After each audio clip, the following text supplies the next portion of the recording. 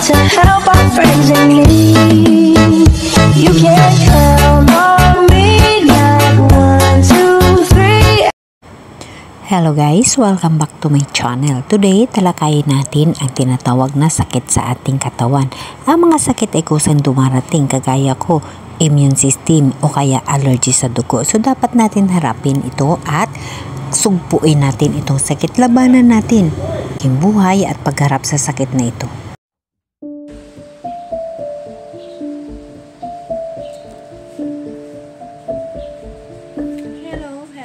Hello. So guys, today nagkuha tayo ng BP natin, no? So yung BP ko is 100/69, tapos ang pulse rate natin is 67. So yung pakiramdam natin is today sa pagising ko ay yung nag-runny nose na naman ako, tapos bahing ako ng bahing. So gumagana na naman yung hives allergy ko, may something na naman ako na amoy. Ganyan kasi lang guys yung pag mayroon tayo na blood allergy, sa blood allergy, sa tingin ko yung inaatake niya yung white blood ko. So up and down. So malapit na ako magpunta sa doktor ko para na isasabihin sa kanya yung nararanasan ko, at saka yung pang-control na gamot na binigay niya sa akin, yung prednisone, is naubos ko na. So babalik ako sa kanya. Makaya ko lang naman yung pakiramdam ko, lalo pa pag wala akong makain na makapasama sa akin, na mag-rasis ako. So okay lang siya. Pero pag makakain ako na makarasis sa akin, yun, umiibang pakiramdam ko, sobra bigat ang katawan, hindi nag-red patches. So yesterday nag-red patches tayo. Ngayon is nawala kasi nakainom tayo ng gamot, and then yung pagkain natin is tawag dito, nagbantay na naman ako ng pagkain ko, na wala akong tinikman na kahit ano. So today, ayun, that's why siguro na, alam nyo ba guys, na yung sumasakit yung dito ko, at saka yung tumutulo yung sipon ko, at saka yung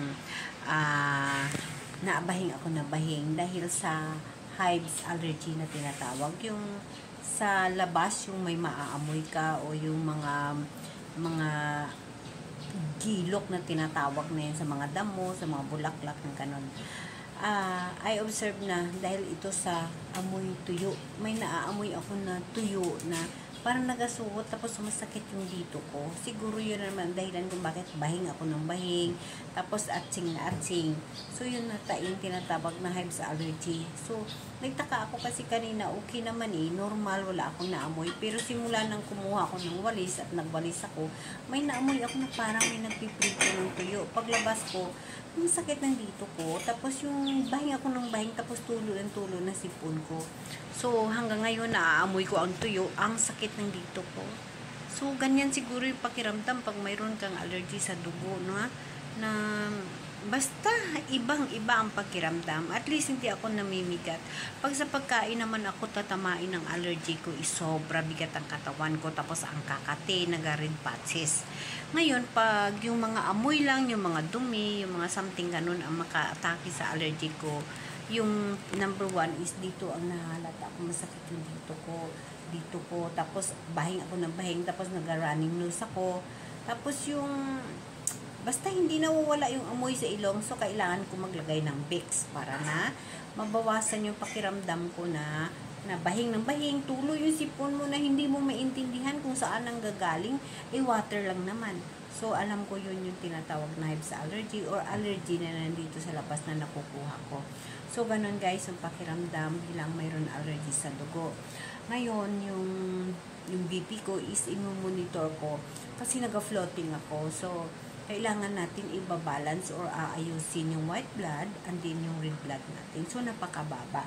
Ganon yung observation ko ngayon sa sarili ko. So malapit na ako pupunta sa doktor para na masabi ko sa kanya yung observation, para at least magbibigyan tayo ng tamang gamot. Pero kailangan nating lumaban. Laban lang guys, laban lang. Kailangan nating lumaban sa bawat sakit. Lumaban.